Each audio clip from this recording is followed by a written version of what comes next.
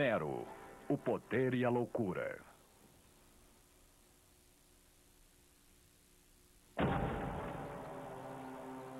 Ele nasceu na família imperial romana.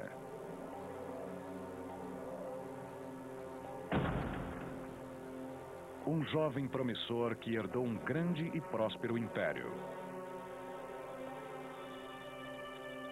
Mas ele era levado pela paixão e corrompido pelo poder. O nome do imperador era Nero.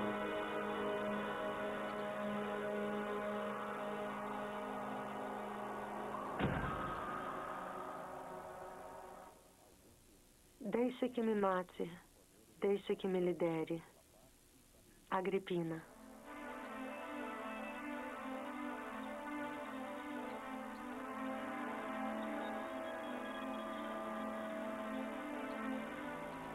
No início do primeiro século depois de Cristo, o poder de Roma se estendeu dos mares do Oceano Atlântico às fronteiras da Pérsia.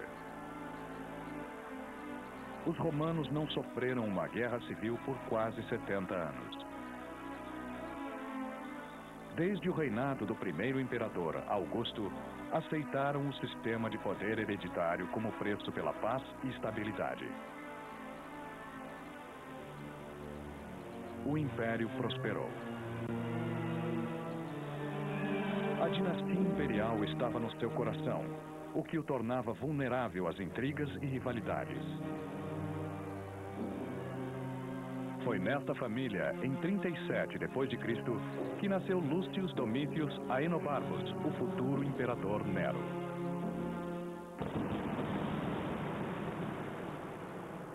A infância de Lucius foi insegura. Seu pai morreu quando ele tinha 4 anos. Sua mãe, Agripina, era irmã do excêntrico imperador Calígula. Apesar de ser uma princesa imperial, ela se desentendeu com o irmão e foi mandada para o exílio. Mas Agripina era ambiciosa. Ela estava determinada a fazer de seu filho um imperador. Agripina nasceu no coração da aristocracia e da família real. Era muito perigoso ser um membro da família real a essas alturas. Havia intrigas de todos os lados e as pessoas falavam. E corria muito veneno e divórcios e exílios podiam acontecer a qualquer hora. Então, ela sabia que teria que lutar muito pelos seus filhos e por si mesma para que sobrevivessem e ainda mais que tivessem sucesso.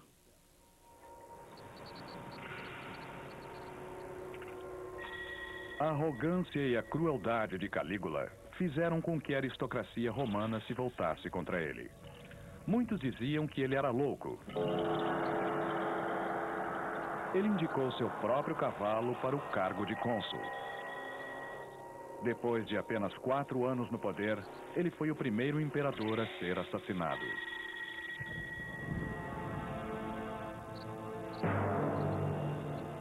O tio de Agripina, Cláudio, foi proclamado o novo César. Ele trouxe sua sobrinha de volta a Roma, onde ela se reuniu com o filho e assumiu seu lugar na corte. Lúcius teria sido educado, cercado pelos amigos de Agripina por empregados, escravos e serviçais. Ele, com certeza, teria sido exposto a muito mimo. Ele teve tutores, é claro, mas provavelmente muito pouco contato com o mundo externo. Historiadores dizem que quando ele deveria estar aprendendo sua literatura e retórica, ele estava muito mais interessado em esculturas, pinturas, em compor e cantar, e ele tinha um gosto para algumas coisas que era bem diferente.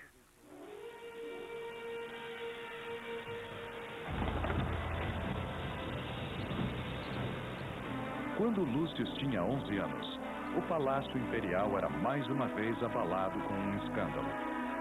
A esposa de Cláudio, Messalina, publicamente casou com seu amante e o declarou imperador.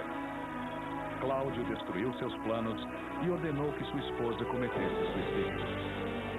Arrasado e traído, ele jurou nunca mais se casar. Agripina aproveitou-se da situação. Usando todo o seu charme, ela seduziu seu tio Cláudio. Ele foi influenciado a mudar de ideia e fez dela sua quarta esposa. Sua dignidade, sua modéstia, seu corpo, tudo é o preço do trono. Tácito.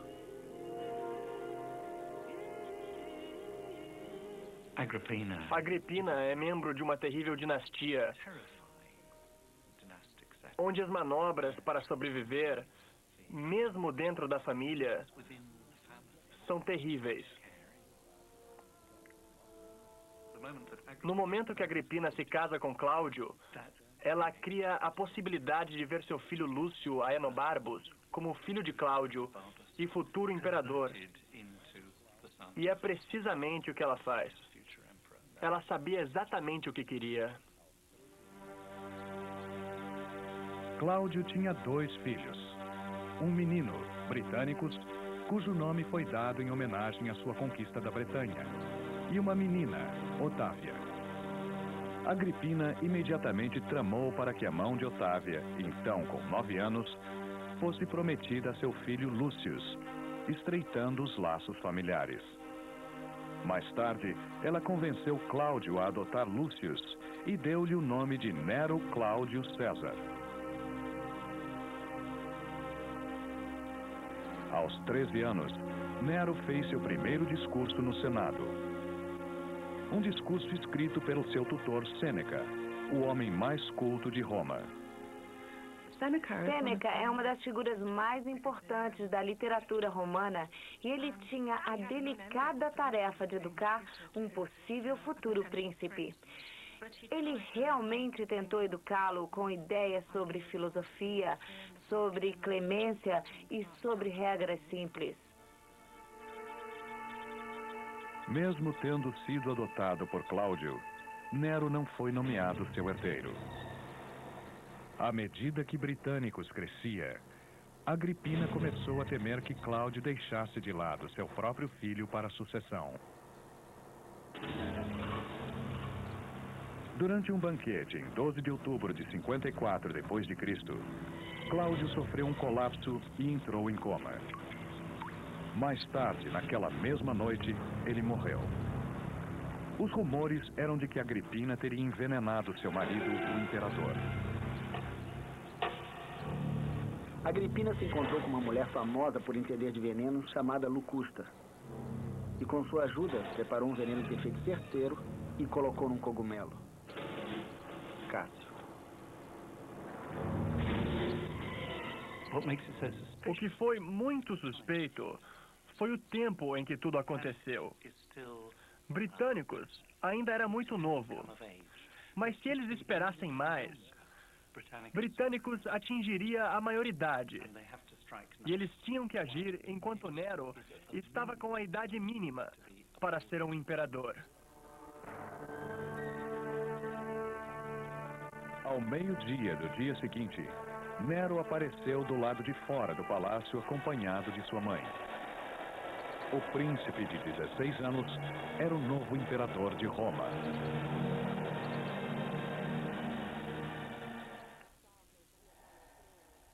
Se a minha pouca idade os deixa inseguros, me guiem com mais cautela. Nero.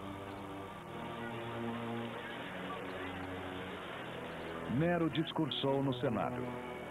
Prometeu manter as tradições aristocráticas e tratar os pontos de vista dos senadores com muito respeito. Mas Nero logo descobriu que sua ambiciosa mãe pretendia dividir o poder com ele. Como Agripina se sentia responsável por levá-lo ao trono, ela achava que ele deveria aceitar que ela liderasse com ele.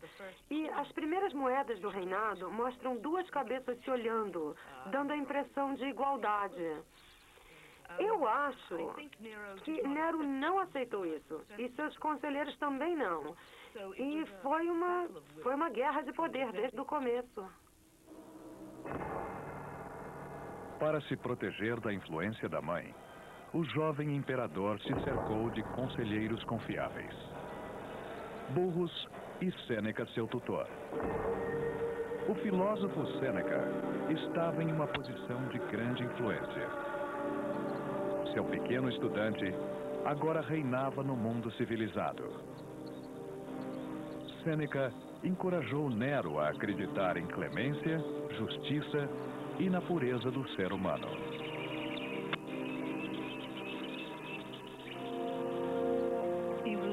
Ele estava tentado pela ideia que Sêneca apresentou do tipo de popularidade que se pode ter quando se é um líder generoso.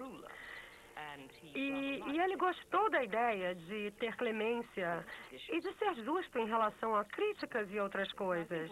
Percebe-se, então, que havia elementos promissores no seu comportamento.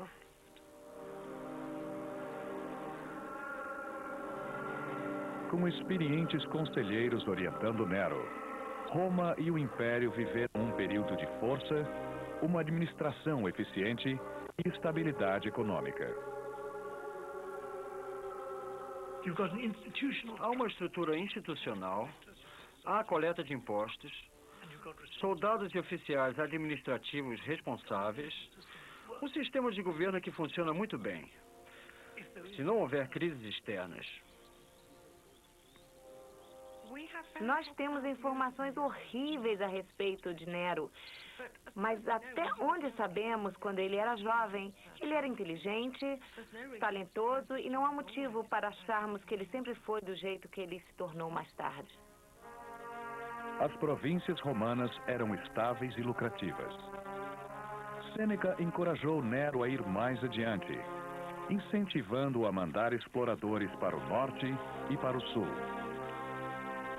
Um dos grupos foi para o Báltico e para as extremidades da Escandinávia, e voltou cheio de preciosos âmbares. Para desgosto de sua mãe, Nero começou a explorar sua crescente paixão pelo teatro.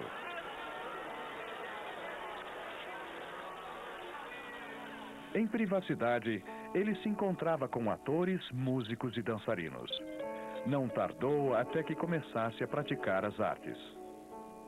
Aos poucos ele começou a estudar e a praticar, e muito consciente, aderiu a todos os exercícios para desenvolver e fortalecer a sua voz.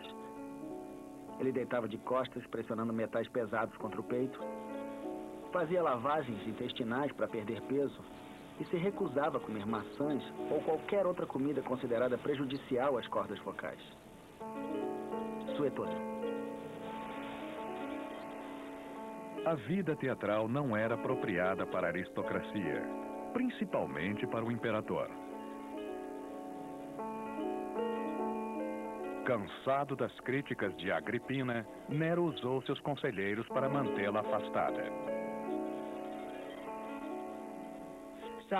Algumas pessoas dizem que ele deixou o governo nas mãos de seus conselheiros e seguiu com suas atividades artísticas.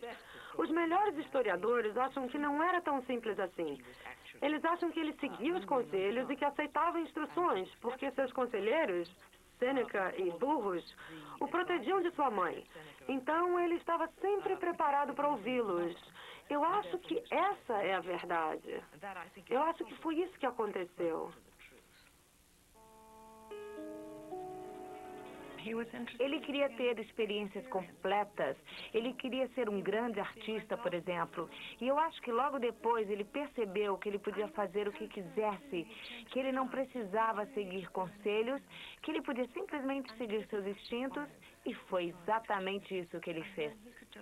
Ele decidiu seguir seu caminho sozinho. E ele fez. Gradualmente, seus vícios se intensificaram. Suetônio.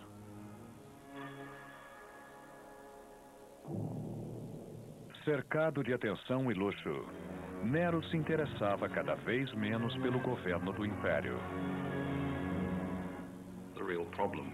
Seu grande problema era que agora, que ele já era um homem de 20 e poucos anos, ele não queria ser mais mandado por ninguém. Ele queria ser o dono do seu próprio destino. Nero começou a explorar a possibilidade do poder absoluto.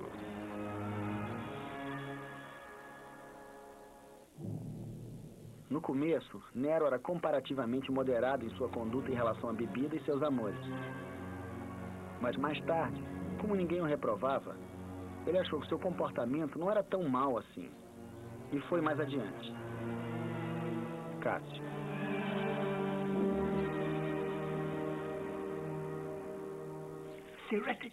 Teoricamente, você é onipotente. Teoricamente, você pode fazer tudo o que quiser. Ok, uma vez ou outra alguém não obedece suas ordens.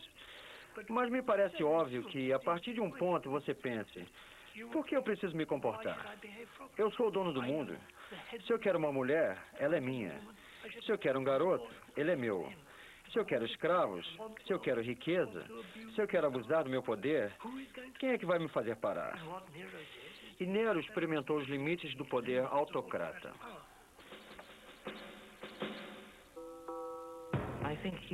Eu acho que ele foi criado sob circunstâncias neuróticas, com uma mãe dominadora e, de certa forma, ele não foi educado para assumir suas responsabilidades. Você tem que ser muito inteligente, muito esperto, para entender o que se espera de você nesse sistema e para diferenciar as pessoas que lhe dizem o que você quer ouvir das pessoas que dizem o que você precisa ouvir. Então, sob esse ponto de vista, nós vemos os problemas de um sistema que necessita de um homem extremamente inteligente. Mais tarde, historiadores que queriam denegrir sua imagem viram em Nero um alvo fácil para suas intrigas. Suas festas agora iam do meio-dia à meia-noite. Quando ele navegava do Tibre à Óssea, havia uma fila de bordéis provisórios pela margem, onde mulheres casadas fingindo ser cafetinas o solicitavam. Nero praticou todos os tipos de obscenidades e depois de usar todas as partes de seu corpo, ele finalmente criou um novo jogo. Ele era solto de uma jaula, vestido com peles de animais, e atacava as partes íntimas de homens e mulheres amarrados a troncos. Quando ele já estava finalmente satisfeito, ele era dispensado por, podemos dizer, seus servos. Suetônio.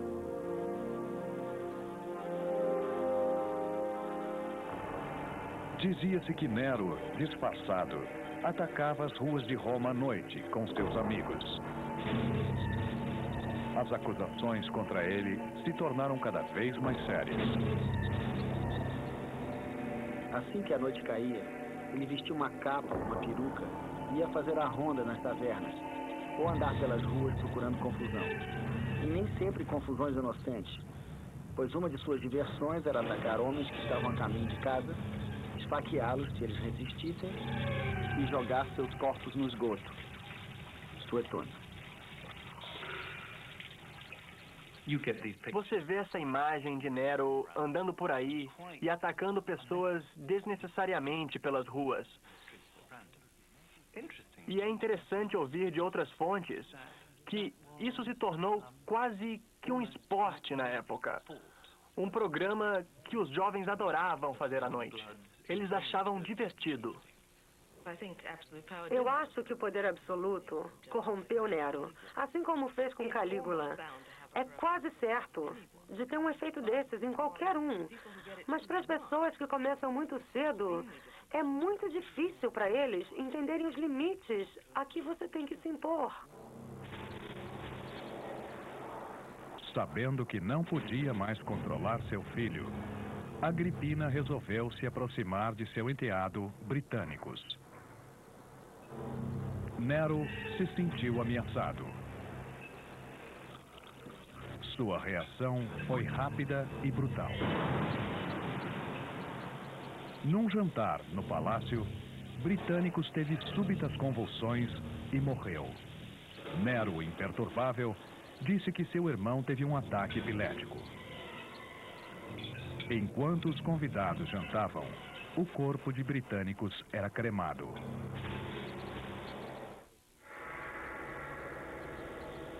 Agripina tentou desesperadamente reconquistar a confiança do filho, mas foi em vão. Nero havia se voltado contra ela.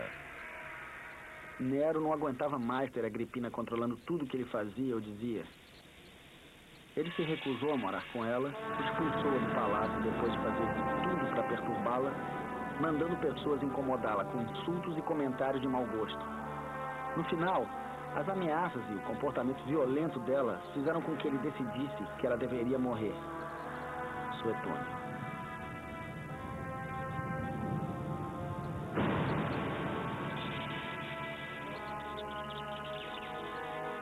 Nero convidou Agripina para jantar na sua vila perto da Baía de Nápoles.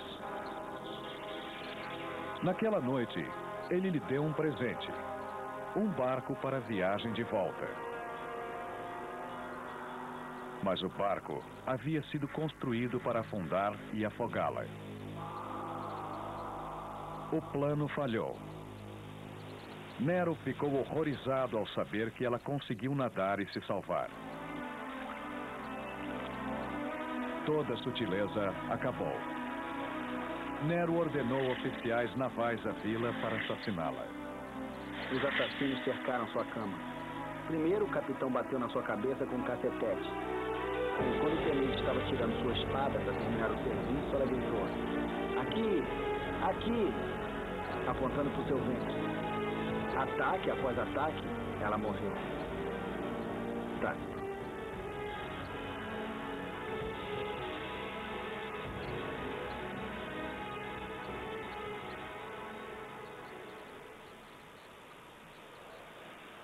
Nero anunciou que Agripina havia planejado assassiná-lo e proclamou ação de graças publicamente pelo fim do perigo para o imperador.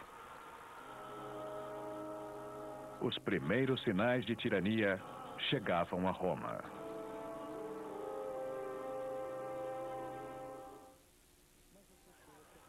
Eu, Nero César, ganho o concurso. Livre da influência de sua mãe e do controle de seus conselheiros, Nero agora podia dedicar seu tempo e energia à sua ambição real: ser o maior artista de Roma. Ele começou a investir na sua paixão por corridas de biga. Os condutores eram escravos treinados, e a maneira grotesca de Nero apavorou a aristocracia. Mas as pessoas se aglomeravam para ver seu imperador correr.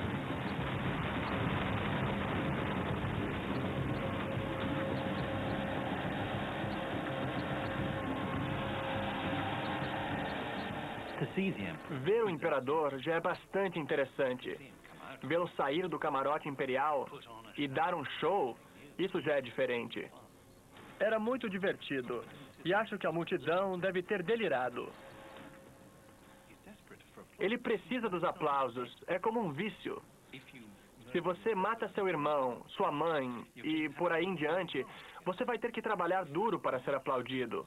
Se você não é um grande general bem-sucedido, o que você faz para merecer o aplauso do povo?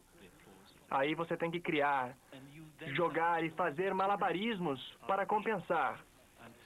Nero arma o circo, e ele é o centro das atenções.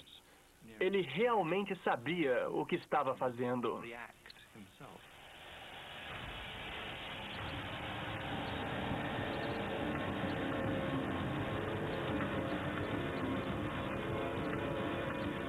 Nero promovia jogos e espetáculos bizarros.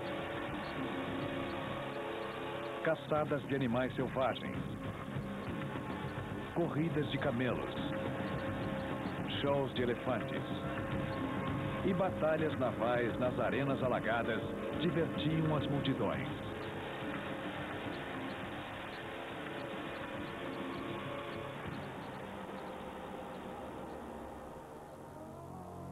Em 60 depois de Cristo, Nero inaugurou uma série de novos jogos, Nerônia, inspirados nos Jogos Olímpicos.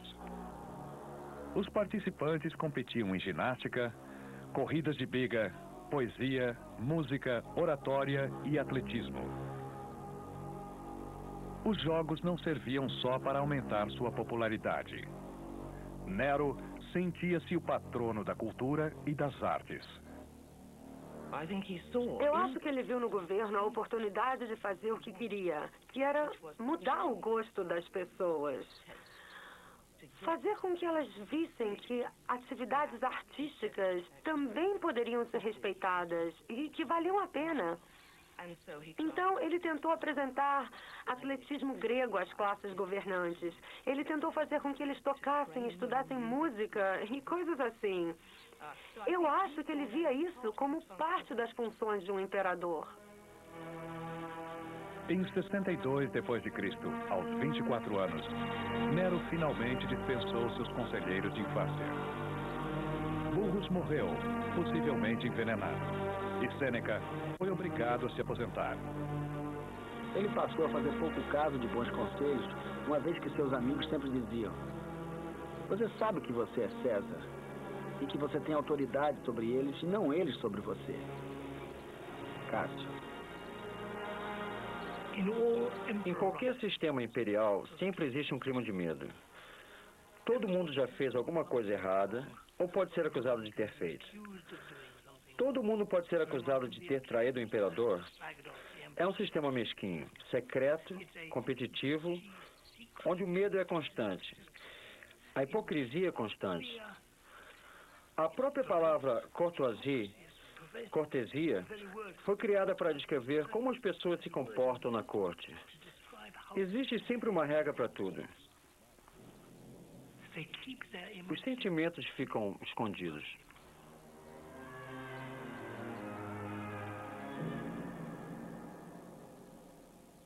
Nero queria se casar com sua amante, Popéia, que estava grávida, e se livrou da sua noiva de infância, Otávia. Ela não havia dado a Nero nenhum herdeiro. Mas Otávia era popular com as massas por ser a virtuosa filha do divino Cláudio. A tentativa de Nero de denegrir sua imagem foi motivo de distúrbio público. Dizem que sua empregada cuspiu na cara de um interrogador e disse: as partes íntimas da minha patroa são mais limpas que a sua boca. Muito insistente, Nero expulsou Otávia para uma ilha e, longe dos olhos do público, mandou assassiná-la.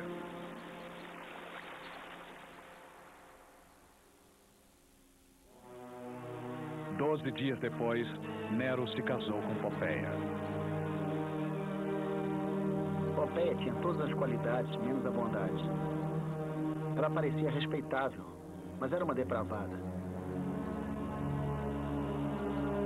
Ela cobria seu rosto pela metade para inspirar curiosidade. Para ela, homens casados ou solteiros, era a mesma coisa. Tácito. Popéia era bonita e vaidosa. Ela mantinha 500 burros para poder se banhar no seu leite.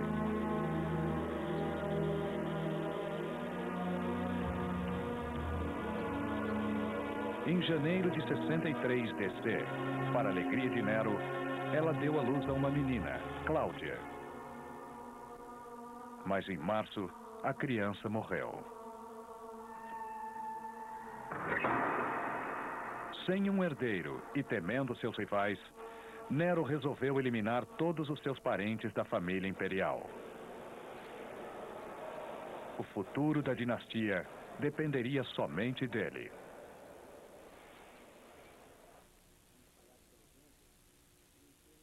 Bom, pelo menos agora eu posso viver como um ser humano. Nero.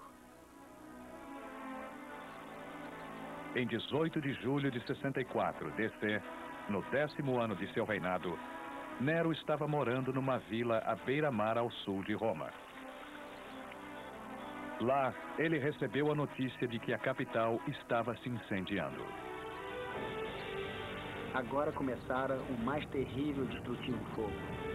Atingindo lojas que vendiam objetos inflamáveis e espalhado pelo vento, o incêndio instantaneamente cresceu. Tácito.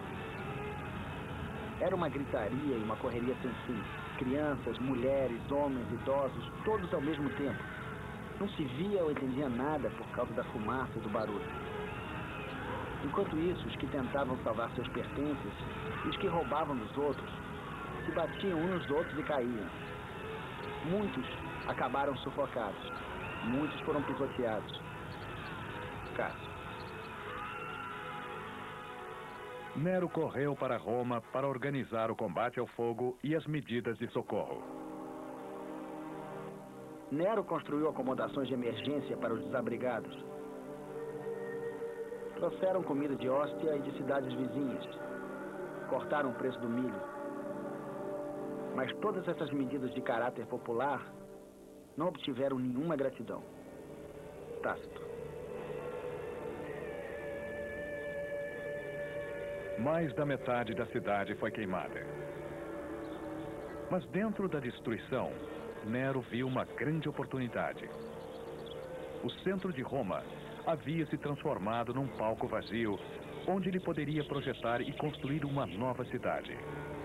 Havia rumores de que se chamaria Nerópolis. O grande incêndio de 64 abriu um enorme clarão no centro de Roma, permitindo que ele replanejasse a cidade. Teria avenidas enormes e seria a prova de fogo. Era um plano até bem sensato. Seria estendido e no centro teria esse palácio enorme, com parques e áreas verdes bem no centro de Roma. Nero não economizou na construção de um extraordinário novo palácio, chamado a Casa Dourada. O hall de entrada era grande o suficiente para acomodar uma imensa estátua de 36 metros com a sua imagem, arcada com as pilastras, era gigantesca. Uma piscina tão grande quanto o mar era cercada de prédios que lembravam uma cidade, num jardim muito bem equipado, com parreiras, pastos, florestas, onde uma enorme variedade de animais domésticos e selvagens passeava. Partes da casa eram cobertas de ouro, com pedras preciosas e madrepérola. Todas as salas de jantar tinham um teto de marfim, painéis que se abriam permitindo que uma chuva de flores ou de perfumes caísse sobre seus convidados. A sala de jantar principal era circular, e o teto se transformava em noite e dia de acordo com o céu.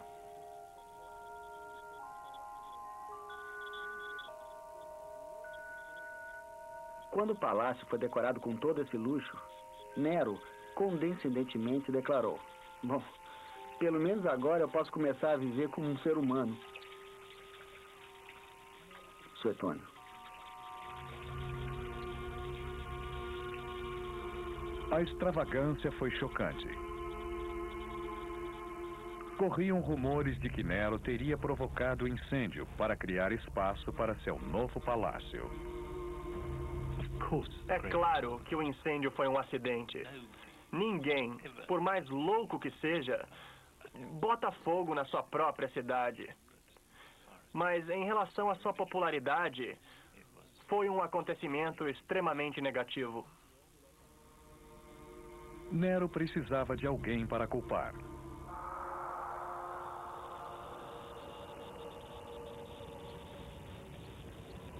Ele se decidiu por uma seita religiosa obscura que vinha crescendo desde a morte de seu fundador 3 décadas atrás na Judéia. Eles eram chamados cristãos.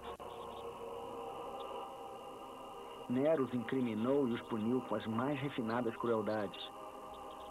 Um grupo de homens, odiados por seus vícios, que orgulhosamente se denominavam cristãos. Muitos foram condenados e humilhados até o fim. Eles foram cobertos com peles de animais selvagens e devorados por cachorros. Ou então, eles foram presos a cruzes e queimados para iluminar a noite. Tácito. Apesar dos cristãos não serem muito populares, muitos romanos tiveram pena do seu terrível destino.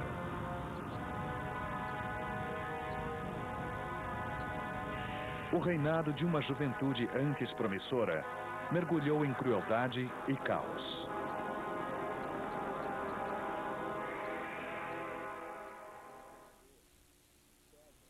Não há líder que segure um poder violento por muito tempo. Sêneca. Nero voltou-se ao seu primeiro amor, o teatro. Ele queria cantar e participar de peças, mas agora queria se apresentar em público. A elite romana estava horrorizada. Como alguém pode entender e ainda ter que aguentar um romano, um senador, um César, um imperador, com seu nome no programa, junto com os outros participantes, treinando sua voz, ensaiando músicas, usando o cabelo comprido? Usando a máscara de ator, ele jogou fora sua dignidade soberana. Cássio. Todas essas atividades eram absolutamente inaceitáveis para um membro da elite e para o imperador. É como se a rainha ou o presidente dos Estados Unidos da América resolvessem lutar na lama. É vulgar, é horrível. Todo mundo ia ser contra.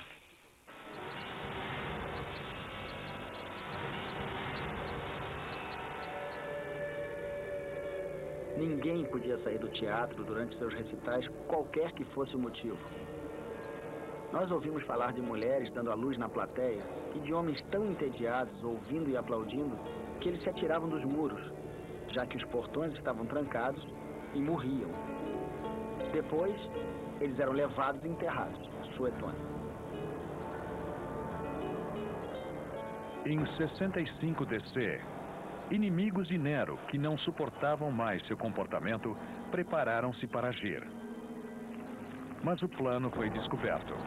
Enfurecido, Nero mandou matar ou obrigou a cometer suicídio mais de 50 senadores e oficiais militares.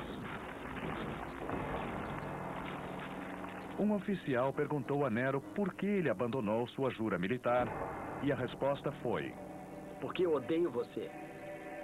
Eu era fiel como qualquer um dos seus soldados enquanto você merecia afeição. Eu comecei a odiar você quando você matou sua mãe, sua esposa e virou charreteiro, ator e incendiário. Flávio. Sêneca, o antigo tutor e conselheiro de Nero, foi acusado de participar do plano e forçado a cometer suicídio. Nem mesmo a esposa de Nero, Popeia, sobreviveu a este período. Uma noite, cansado de ser criticado por chegar em casa tarde das corridas, Nero chutou Popeia tão violentamente que ela e a criança que trazia no ventre morreram.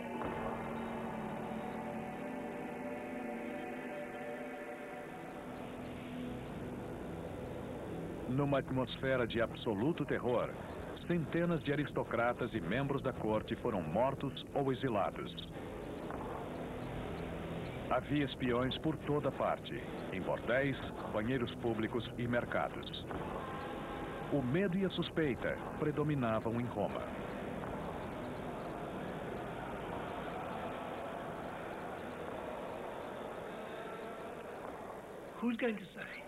Quem vai dizer abertamente, vamos matá-lo? Quem vai organizar seus amigos para assassinar o imperador? O simples fato de mencionar a possibilidade para o seu melhor amigo é um risco de traição e um risco à sua própria vida. Nas províncias, as legiões ainda eram fiéis a César. Contanto que tivesse seu apoio, Nero estava seguro. Nero sentiu-se confiante o suficiente para embarcar em uma grande turnê artística pela Grécia. Mas desta vez, Nero mexeu com o coração do alto comando militar. O general mais respeitado de Roma, Córbulo, foi acusado de fazer complô contra ele. Foi expulso da Grécia e obrigado a cometer suicídio. A morte de Córbulo foi um forte sinal para os militares. Mostrou que não havia segurança mesmo quando se é bem-sucedido ou bem-nascido. Eu acho que causou grande insegurança no alto comando. E deve definitivamente ter influído qualquer comandante que estivesse considerando se rebelar. Alguns militares do alto comando de Roma começaram a planejar uma revolta. Enquanto isso, Nero continuava exibindo seus talentos de condutor de biga, ator e cantor. Era coberto de prêmios e títulos. Nos Jogos Olímpicos, ganhou a corrida de 10 cavalos, apesar de ter caído de sua biga e não ter concluído a prova. Nero voltou a Roma cercado de pompa e cerimônias luxuosas.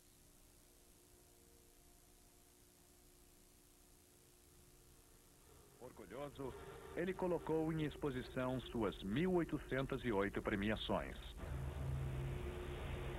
Mas foi um espetáculo vazio.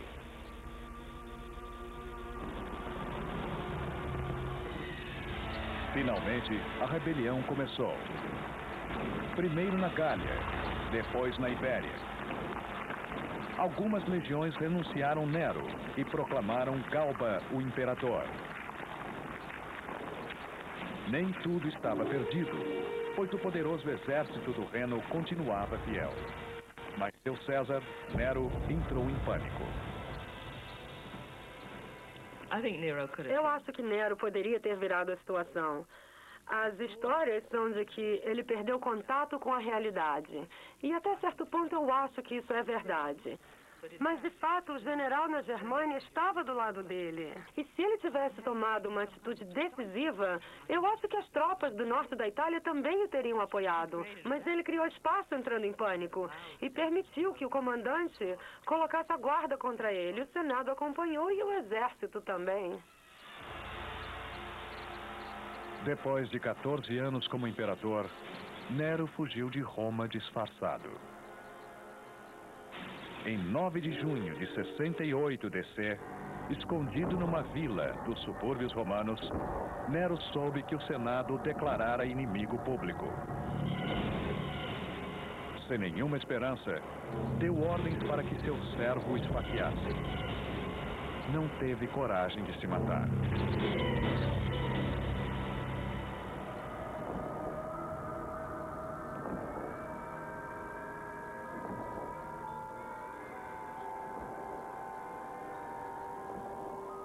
As palavras do imperador de 30 anos foram: eu morro como um artista.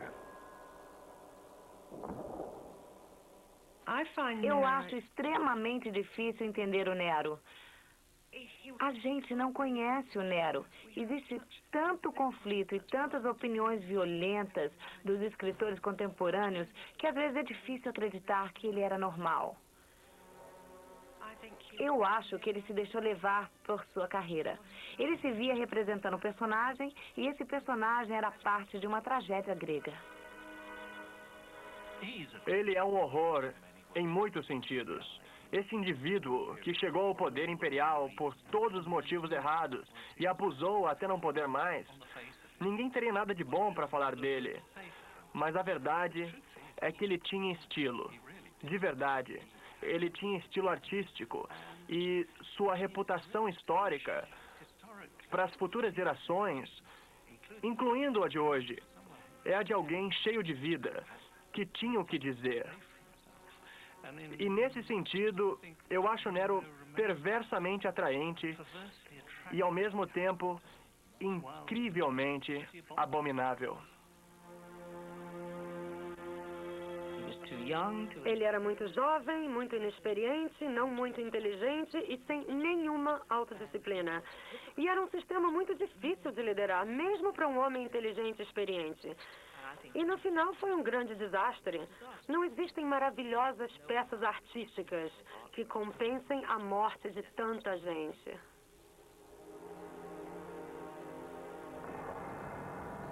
Depois de um século de paz, Roma se encaminha para o que os romanos mais temiam: a guerra civil. Todo o sistema de governo degringolou com Nero. Esse sistema é feito para evitar a guerra civil, e com guerra civil ele se desintegra. É interessante que durante o reinado de Nero, as pessoas o elogiavam, dizendo: você é o que nos separa da guerra civil. Eles sabiam qual era a alternativa. Eles viam o perigo e ele fracassou.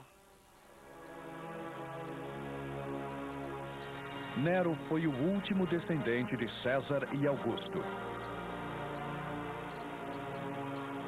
Com ele, acabou-se a dinastia. Mas o nome César permaneceria. Uma nova era de soldados imperadores surgiria das províncias para ocupar o trono vazio.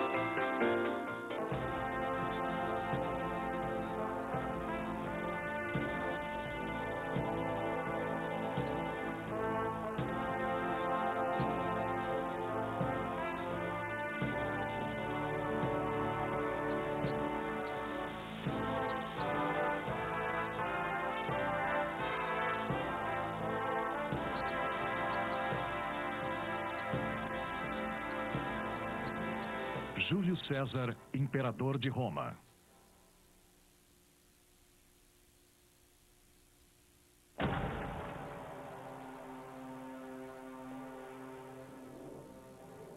Ele era um forasteiro, um provinciano espanhol, e se tornou um dos imperadores mais importantes de Roma.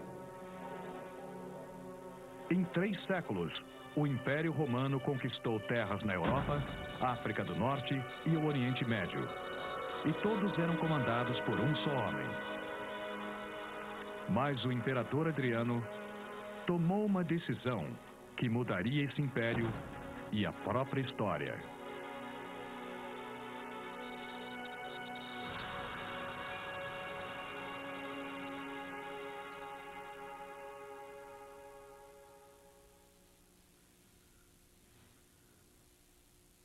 Ele provocava gargalhadas com seu sotaque provinciano. Histórias augustinas.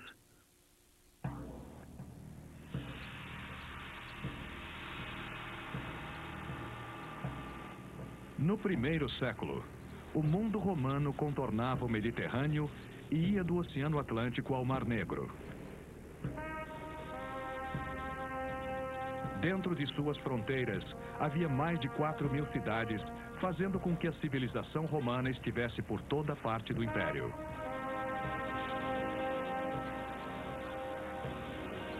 O futuro imperador Adriano nasceu em 76 d.C., em Itálica, uma cidade perto de Sevilha, na Espanha moderna. Seus pais pertenciam à elite da cidade e eram descendentes de veteranos e colonos da Itália. Eles se orgulhavam de sua descendência italiana e sempre disseram às crianças que eram romanos.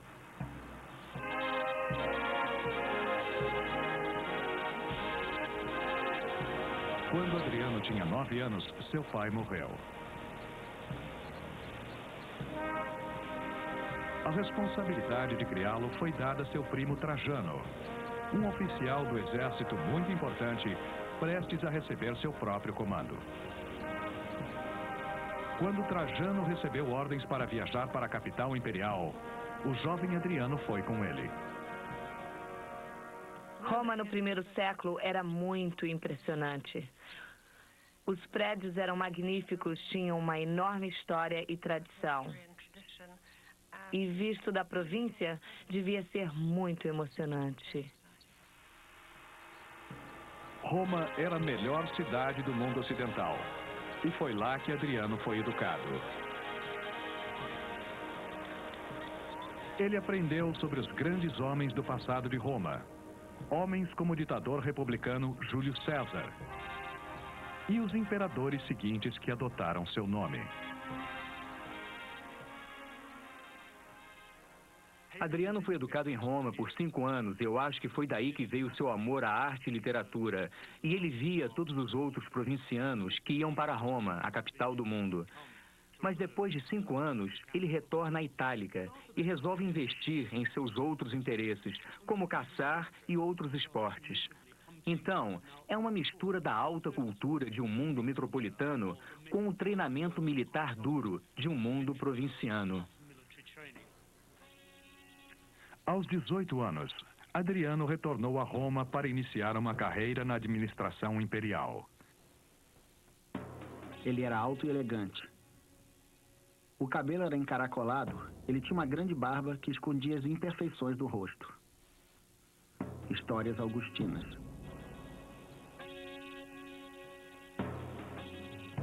Em poucos anos, incorporou-se ao exército romano como oficial da 2ª Legião ao sul do rio Danúbio. Lá, ele provou ser corajoso e talentoso.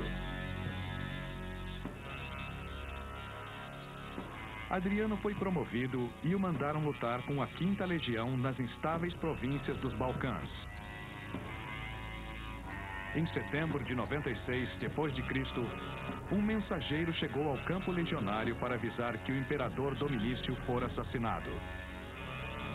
Havia sido esfaqueado até a morte num plano organizado por sua esposa e por alguns membros do Senado. Um senador mais velho, Nerva, tomou seu lugar. Os membros da legião não gostaram da notícia. Dominício era popular entre o exército. Ele os tinha visitado, fez campanha com eles e aumentou seus salários. Nerva sabia que ele precisava do apoio dos militares e tentou aliar-se com o poderoso comandante da região do Reno. O nome do comandante era Trajano, primo de Adriano da Itálica, que se tornara co-imperador de Roma.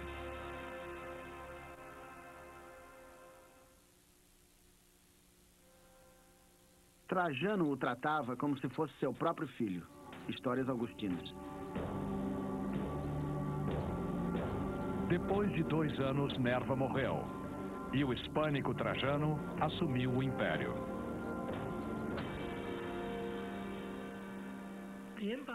O império mudou de um império onde todas as classes celebravam as conquistas de Roma para um império elitista. E o resultado dessa dispersão do poder político é não só senadores provincianos, aristocratas provincianos se tornando senadores, mas também alguns de seus líderes sendo escolhidos para imperadores. É um reflexo da dispersão do poder político. Então a aristocracia romana central deve ter odiado a ideia de um novo homem, um estranho, assumindo a posição de poder. A aristocracia não tinha poder para impedir a nomeação de Trajano. Mesmo antes de deixar o Reno, já estavam em seu quartel pedindo favores. Adriano era um forasteiro, mas agora era levado para o círculo do poder imperial por laços familiares. Ele concentrou sua atenção na esposa de Trajano, Plotina, que adorava esse belo e jovem oficial. Eu acho que a chave para entender o porquê de Plotina adotar Adriano é o fato dela não ter filhos com Trajano. Eu acho que para Plotina, Adriano é o filho que ela nunca teve. E isso não só aumentou a família de Trajano, como o crescente grupo da massa espanhola em Roma.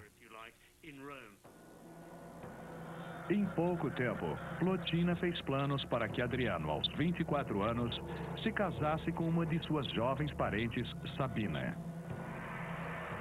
Trajano precisava colocar seus colaboradores fiéis no Senado, alguns deles amigos hispânicos.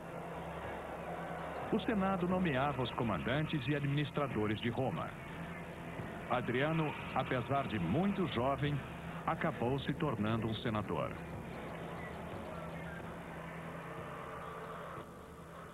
Quando Adriano entrou no Senado, ele viu vários provincianos que, assim como ele e Trajano, vieram para Roma e se estabeleceram.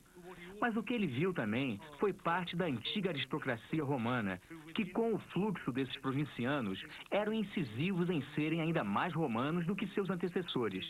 Teria havido uma divisão entre os novos e a antiga aristocracia, incisiva em enfatizar suas raízes de volta ao passado romano. Então, por um lado, Adriano se sentia um romano e, por outro, enfrentando a aristocracia romana, se sentia completamente de fora.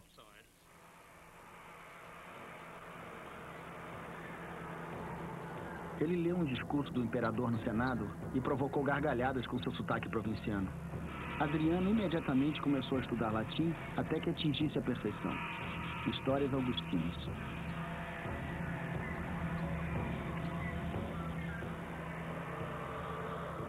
A popularidade de Trajano veio com seu sucesso militar. Em 101 d.C., ele levou suas legiões pelo rio Danúbio para invadir os férteis vales da Dácia, na România moderna. Adriano recebeu ordens para se juntar à campanha.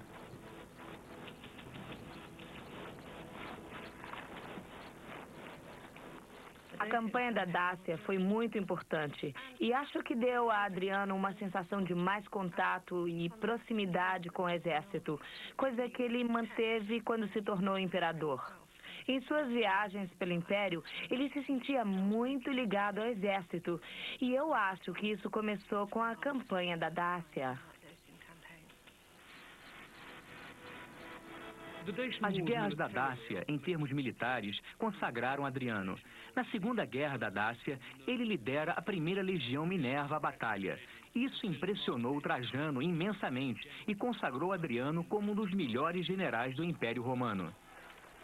Adriano provou ser um excelente comandante, atacando tribos inimigas e deixando rastros de destruição. Foi recompensado com o governo da Baixa Panônia, onde está a Hungria moderna. No ano 108, aos 31 anos, Adriano foi eleito um dos 2 cônsules de Roma, os líderes políticos anuais. Ele tinha 11 anos a menos do que o necessário para o cargo, mas com o apoio de seu primo, o imperador, podia ignorar os comentários desagradáveis que ecoavam por todo o Senado. Enquanto isso, o sucesso das campanhas da Dácia aumentavam as ambições militares de Trajano. Em 113, atacou a maior ameaça para o poder romano no leste, a Pérsia.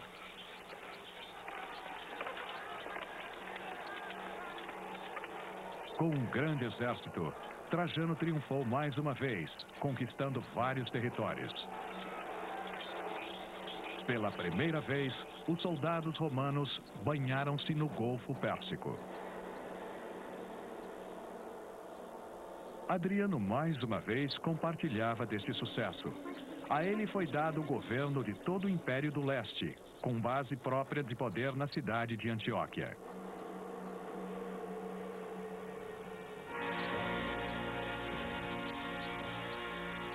Subitamente, o imperador Trajano, aos 64 anos, teve um infarte e morreu.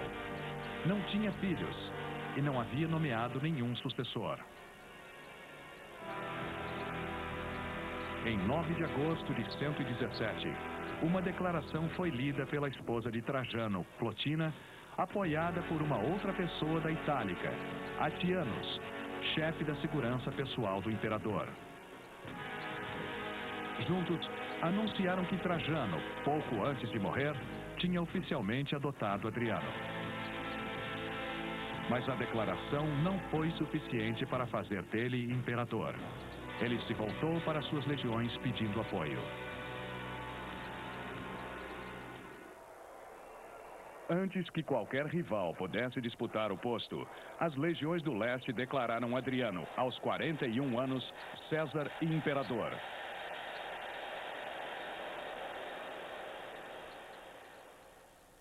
Ele dizia que não havia nada sobre guerra ou paz que ele não soubesse. Cássio. Como imperador, Adriano governou todas as terras que cercavam o Mediterrâneo. As responsabilidades eram enormes. É muito fácil para nós imaginarmos que um governo tem um plano do que será realizado no seu mandato. Mas eu não acho que eles pensavam assim. Eu acho que eles achavam que a função do governo era essencialmente assegurar a paz, defender as fronteiras, ter um sistema justo de justiça e dar às pessoas as necessidades e condições básicas da vida. E não ficar mudando a toda hora e inventando novas regras e papéis ou novos planos de mudança. Eu não acho que ele teria dito: quando eu morrer, eles vão dizer que eu fiz A, B ou C. Eu acho que ele teria dito: quando eu morrer, vão dizer que eu fui um grande imperador. Adriano, ainda em Antioquia, escreveu para o Senado pedindo confirmação de que era imperador. Prometeu respeitar os privilégios dos senadores e nunca mandar matar nenhum. O Senado o confirmou, sabendo que as poderosas legiões do leste já o haviam escolhido. Logo após, Adriano surpreendeu a todos com uma decisão significativa e surpreendente. O império não deveria se expandir mais.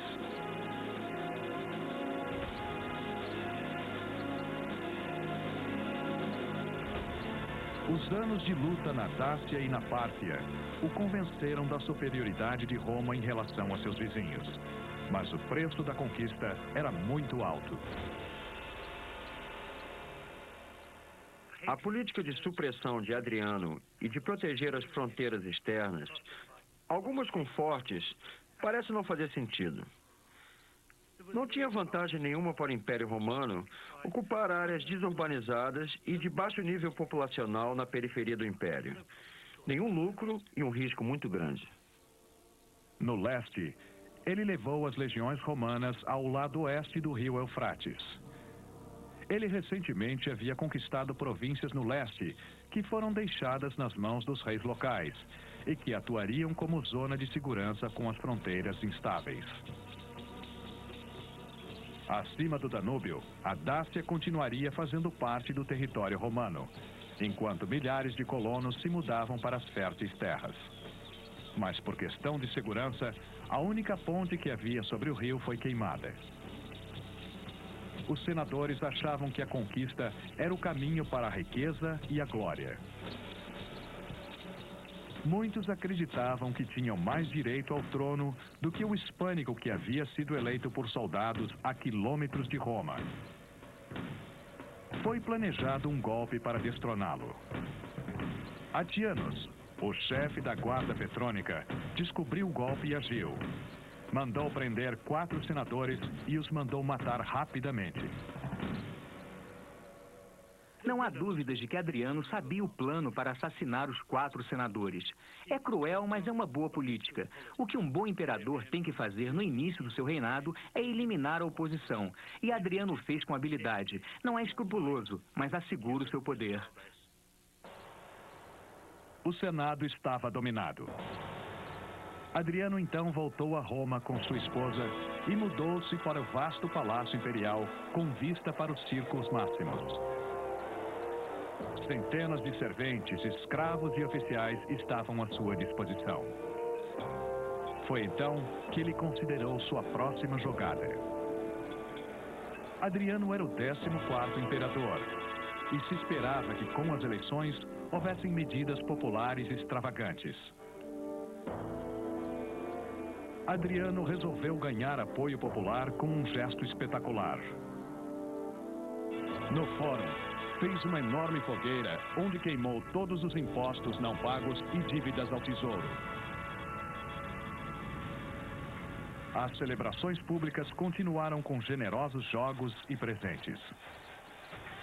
Em Roma, além de entretenimento popular e extravagâncias sem limite, ele presenteou o povo com especiarias em homenagem à sua sogra. E em homenagem a Trajano, ele mandou botar essências de bálsamo e açafrão nas cadeiras do teatro. Histórias augustinas. Roma estava em paz, mas as preocupações de Adriano iam muito além das fronteiras da cidade.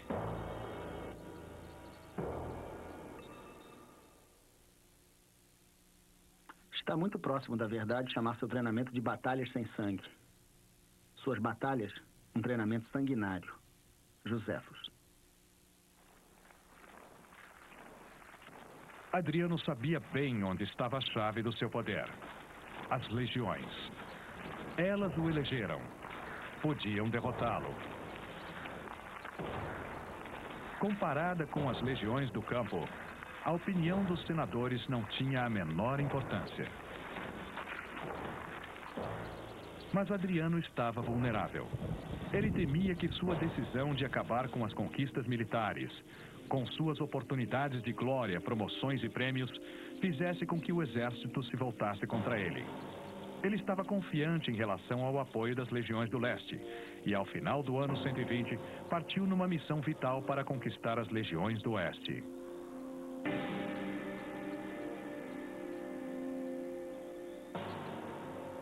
Adriano cruzou os Alpes até os campos legionários do Reno, fronteira-chave com as tribos germânicas. Ele visitou uma por uma, determinado a que suas forças armadas se mantivessem ocupadas, prontas para a batalha e fiéis a seu imperador. Eu acho que Adriano sabia que Trajano foi um imperador muito popular entre os soldados. Quer dizer, ele não só os envolveu em campanhas maravilhosas, mas ele fez questão de liderá-los pessoalmente, apesar de já estar com uma certa idade. Adriano era um homem grande e forte. Ele tinha um tipo físico Franco I ou Henrique VIII. Ele era um excelente caçador e foi por questões políticas que ele resolveu que expandir não era o caminho. Então eu acho que ele quis compensar isso, participando das manobras militares, mostrando às tropas que eles ainda eram tremendamente importantes.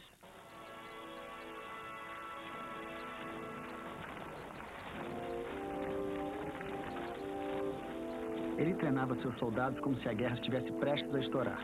Os inspirava com o poder da sua própria força. Na verdade, vivia uma vida como soldado e feliz da vida se alimentava de bacon, queijo e vinagre.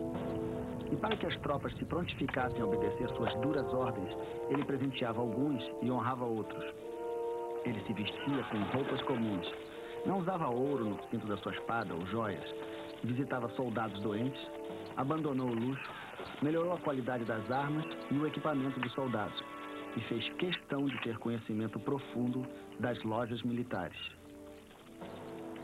Histórias augustinas.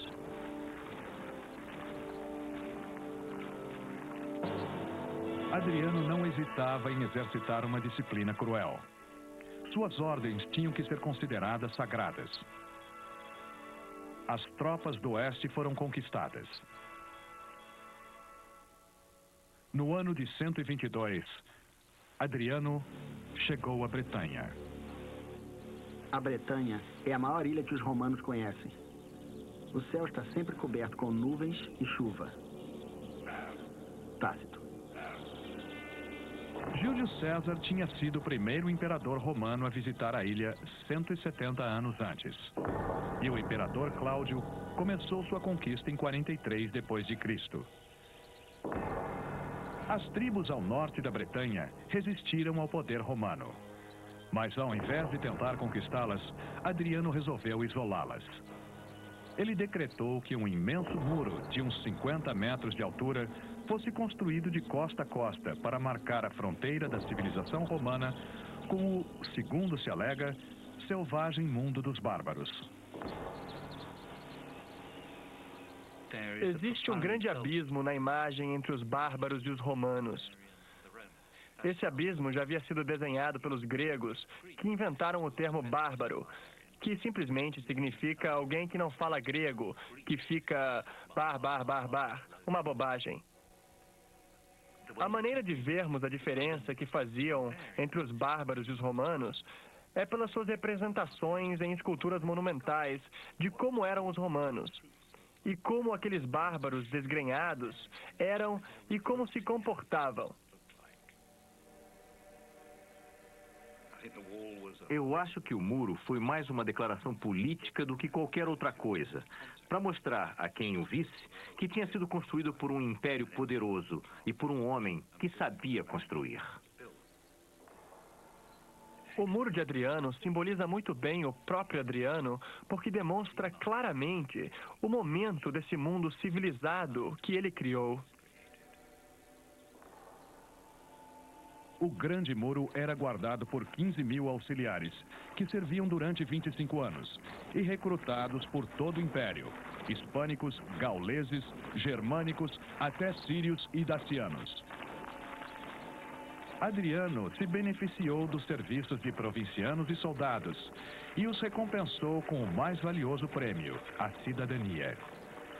Adriano via a cidadania como um privilégio, mas ele também achava que ela podia ser conquistada. Por exemplo, servir o exército romano como auxiliar, não sendo cidadão, dava direito à cidadania no final do trabalho. Então, Adriano distribuiu a cidadania aos provincianos, o que foi extremamente importante para a história do Império Romano. E foi uma das grandes realizações de Roma, em função de educar as pessoas em termos romanos, os associando à cidadania romana. Mesmo uma ilha distante como a Bretanha poderia ser seduzida pela civilização romana, tornando-se uma pacífica província romana. O governador da Bretanha encorajava indivíduos e comunidades a construírem templos, mercados e casas. Ele começou a ensinar aos filhos dos líderes uma educação liberal. Como resultado, a nação que antes rejeitara o latim começou a querer mais informações. Mais tarde, usar o nosso vestido e a toga viraram moda. E aos pouquinhos, os britânicos se interessavam por descanso, por banho, uma mesa de jantar bem servida. Tácito.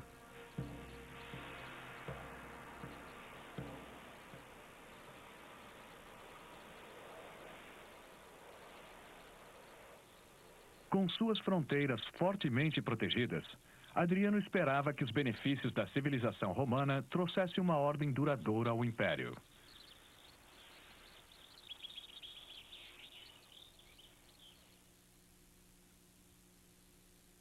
Ele se excedia com gratificações para seus desejos. Histórias augustinas.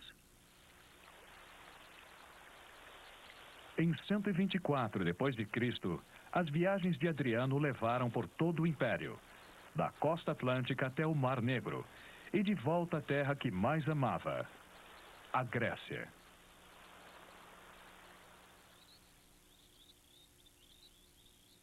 Desde jovem, sua paixão pela cultura grega já era bem conhecida.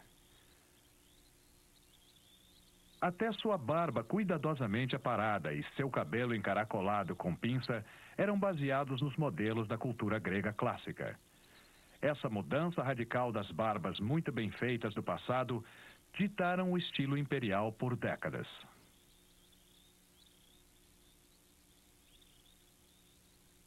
Adriano, assim como muitos romanos, considerava a literatura e a cultura artística gregas superiores à da própria Roma.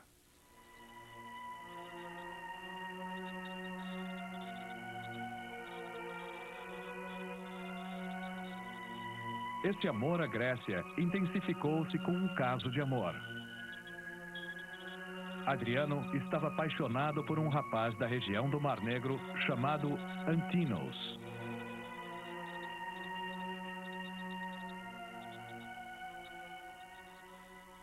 Uma das regras das tradições romanas que repetidamente aprendemos é que a prática homossexual, pelo menos entre os cidadãos romanos, era um grande tabu. Eles falavam das relações homossexuais como sendo típicas dos gregos e não dos romanos. Adriano não só teve uma relação homossexual com Antinos, assim como aconteceu com muitos de seus antepassados, pois muitos deles tiveram tanto namorados como namoradas, mas ele a divulgava ostensivamente. Ele chamava atenção para o fato. Os dois amantes viajavam por toda parte juntos. No final de 124, chegaram a Atenas. No inverno que passaram lá, Adriano, com muito entusiasmo, declarou a cidade o centro cultural da Grécia. Autorizou um novo aqueduto, o término de um templo, e um novo quartel na cidade chamado Adrianópolis, e uma imensa biblioteca. No ano seguinte, Adriano finalmente retornou a Roma. Estava com 49 anos. Dos seus 8 anos no trono, passou os últimos 5 fora da capital e longe da imperatriz, sua esposa de 36 anos, Sabina. Como ele mesmo costumava dizer, se ele fosse um cidadão comum, teria se livrado dela por seu temperamento doente e por sua irritabilidade. Histórias augustinas. A esposa de Adriano, Sabina, é uma figura bem misteriosa. Nós não sabemos muito sobre ela e eu acho que Adriano não se interessava muito por ela. Mas pode-se dizer que a vida doméstica na corte era bem mais tranquila agora do que no reinado de Nero, por exemplo. Não era mais um lar de intrigas, mortes e ciúmes. Era um estilo de vida mais calmo, meio burguês, e é o reinado de Adriano que inicia essa tendência. Bem, eu diria que era quase impossível ser casada com Adriano. É óbvio que ele era um homem com vontade própria, que queria decidir sobre tudo, que tinha uma visão muito específica em relação às coisas e que queria liberdade para viver a sua sexualidade como bem entendesse. Então eu imagino que isso não era muito atraente para sua esposa. Mas é muito difícil penetrar no boudoir dos imperadores.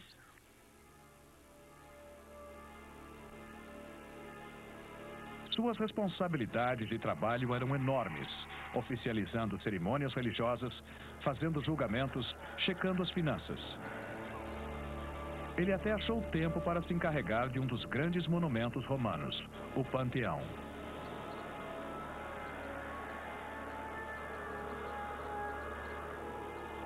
Ele reservou suas tardes para acadêmicos e oradores, tentando impressionar os mais famosos acadêmicos e intelectuais da Grécia. Como ele entendia muito de verso e prosa e tinha um vasto conhecimento em artes, ele sujeitava seus professores, por saber mais do que eles, ao ridículo, à chacota e à humilhação. Histórias augustinas. Os que eram convidados a se sentar com o imperador eram cautelosos com seu temperamento. Um acadêmico, Favorinos, foi forçado a ceder a Adriano em uma questão linguística mínima. Quando criticado por ter cedido, mesmo estando certo, Favorinos retrucou. Vocês estão me subestimando, meus amigos. Se não conseguem ver que eu sou o mais inteligente, aquele que tem 30 legiões.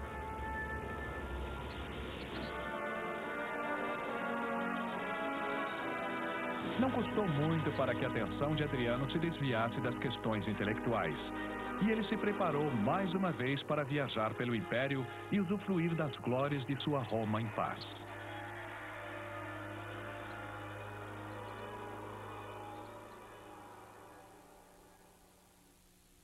Ele conheceu muitas cidades. Na verdade, mais do que qualquer outro imperador. Cássio. Adriano havia permanecido na capital por menos de um ano, quando recomeçou suas viagens pelas províncias. Além de se certificar que as legiões continuassem fiéis, estava determinado a deixar sua marca nas cidades do Império. À primeira vista, é conveniente pensar no Império Romano como uma grande bolha governada por Roma. Mas, devido à lentidão dos transportes, às vezes levava 3 meses para o mensageiro chegar de Roma a uma pequena cidade da Espanha e você nunca sabia se ele ia chegar ou não. Então, na verdade, as cidades, espalhadas por todo o Império Romano, agiam de uma certa forma, praticamente autônomas, quase separadamente independentes.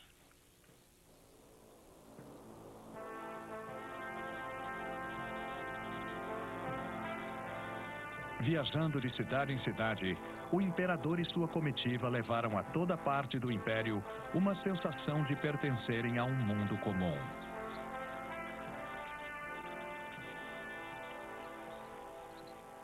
A viagem da comitiva de Adriano deve ter sido vasta e esplêndida. Provavelmente se podia ver Adriano se aproximando de uma cidade bem antes dele chegar. E é claro que no meio de tudo estava sua esposa Sabina e sua corte, e também seu amado Antinous.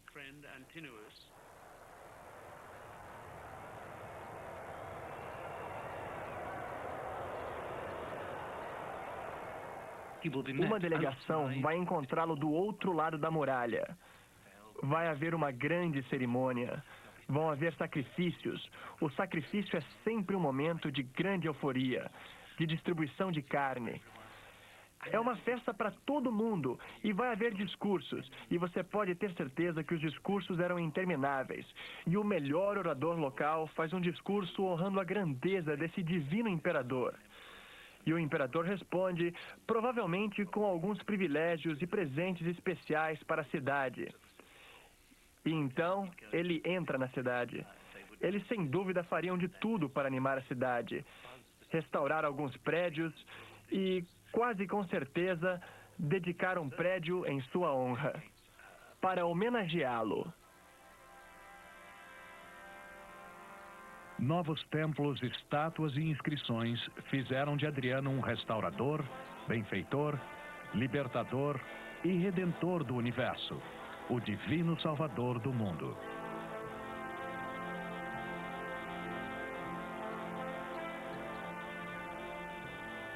Novas cidades eram nomeadas em sua honra. Cidades como Adria Aveni, a moderna Avignon, na França.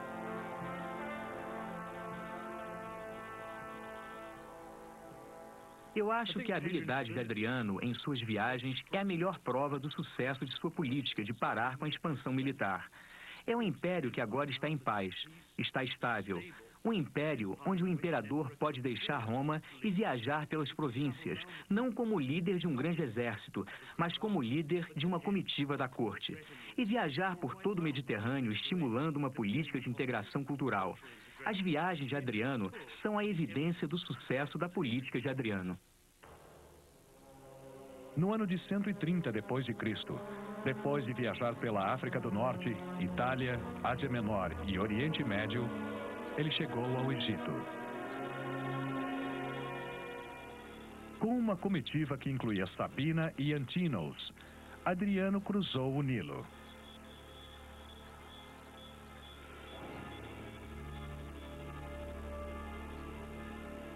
Em Tebas, a comitiva real visitou monumentos antigos.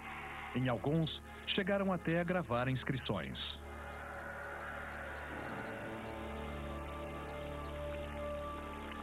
Mas a viagem foi marcada por uma tragédia. Durante a viagem, Antinous, o amado de Adriano, morreu.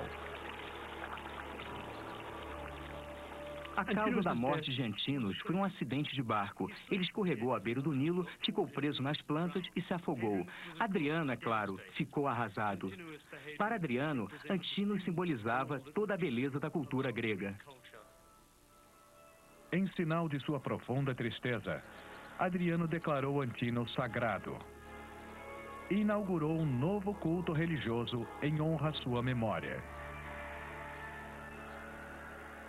Adriano fundou uma nova cidade em homenagem a Antinous, com o nome de Antinous. E ele espalhou estátuas com a imagem de Antinous por todo o império. Ele queria que as pessoas soubessem de tudo e não tinha a menor vergonha. Não era algo que ele achava que devesse esconder. Era algo que ele se orgulhava e que mostrava que ele era um ser humano. Do Egito, Adriano começou sua longa jornada de volta a Roma. Mas mais problemas surgiram. Na Judéia, sua política de assimilar provincianos à cultura romana estava falhando. Os judeus tinham uma cultura antiga e específica e estavam resistindo à imposição da cultura romana. Numa visita anterior, Adriano encontrou Jerusalém ainda em ruínas devido a um ataque romano 60 anos antes. Ao lado do templo judaico principal, ele começou a construir um novo templo para Júpiter e o imperador. E também declarou que a cidade deveria mudar seu nome em sua honra. Os judeus se recusaram a aceitar tamanho desrespeito às suas tradições. No ano de 132, eles se revoltaram. Adriano enfrentou uma guerra poderosa. Durante 3 anos, os romanos lutaram contra as táticas guerrilheiras do rebelde exército judeu. Mas no final, o resultado foi de uma extrema violência. Os prisioneiros capturados foram vendidos como escravos. Os judeus foram expulsos de Jerusalém e a província da Judéia foi abolida, recebendo o nome de Síria-Palestina. A revolta judia nos ensina 2 lições. Primeiro, que tem um motivo para as viagens de Adriano. É para manter a paz e para se certificar de que não vai haver revoltas. Segundo, nos mostra que não importa o quão clemente, o quão humano Adriano tentou parecer, existe um limite no Império Romano, que é o fato das revoltas serem resolvidas com a espada, com violência. Querida alma, doce passageira, amiga camarada e convidada do meu corpo. Que região agora é a sua meta? Pobre, insensível, incapaz por ser anciã de sorrir. Adriano.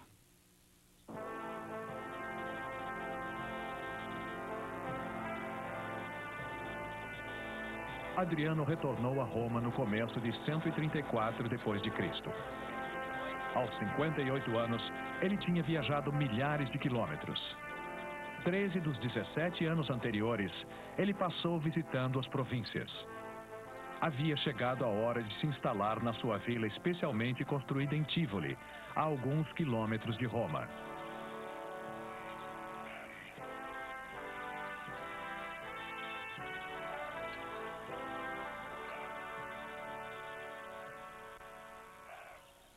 Tivoli era um palácio magnífico. Com uma circunferência de 10.000 metros, foi construído como um modelo do mundo romano, cada parte representando uma província ou área, África, Itália. Andar pelo palácio era como ir com Adriano às suas visitas às províncias.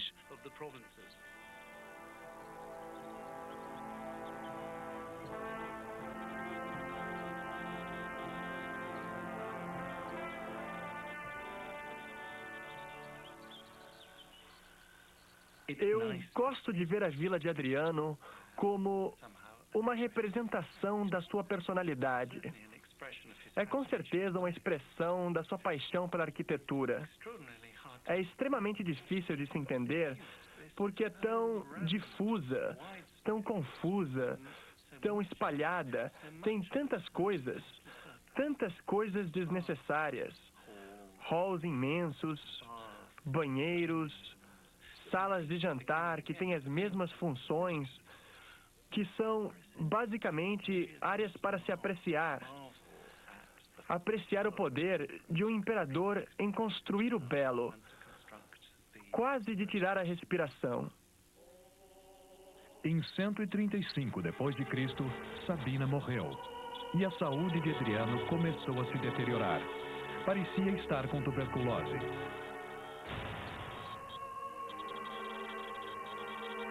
Ele temia um ataque nos seus dias finais.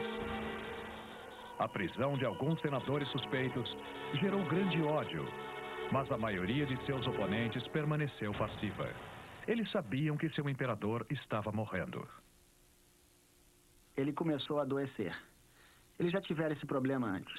Sangramento no nariz, mas dessa vez foi muito mais sério. Cássio.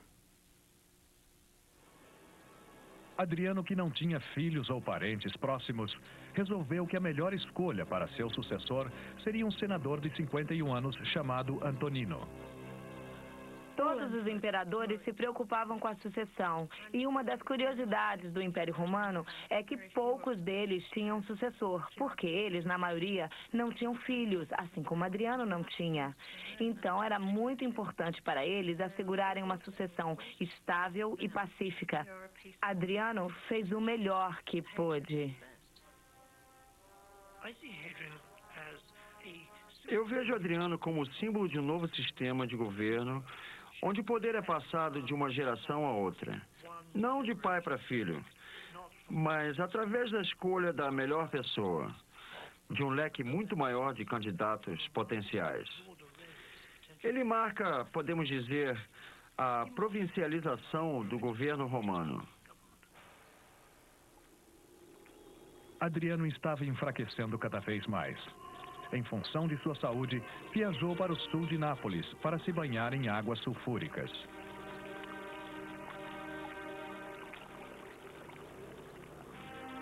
Mas em 10 de julho de 138 d.C., Adriano morreu.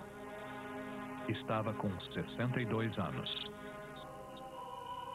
Senhoritas nobres cantam um hino num tom triste e solene.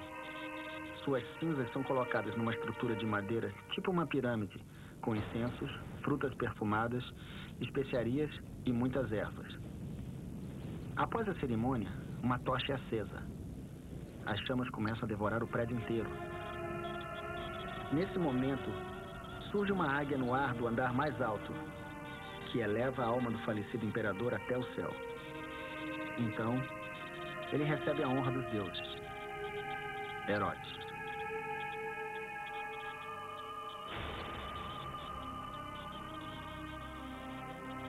As cinzas de Adriano foram depositadas no mausoléu ao lado do rio Tibre, em Roma.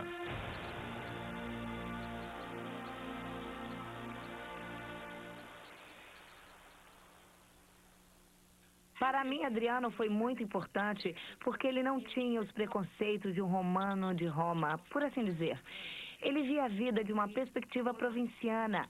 Ele passou a maior parte do seu reinado viajando pelas províncias, ampliando a percepção do Império Romano, criando uma grande estabilidade para o futuro.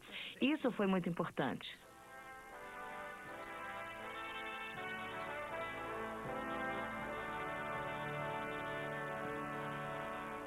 Sem dúvida, no primeiro século depois de Cristo, tudo é concentrado em termos de recursos. Tudo está sendo sugado das províncias para Roma. No segundo século depois de Cristo, e especialmente com Adriano, você tem o desenvolvimento das províncias por toda parte, o que eventualmente enfraquece o centro.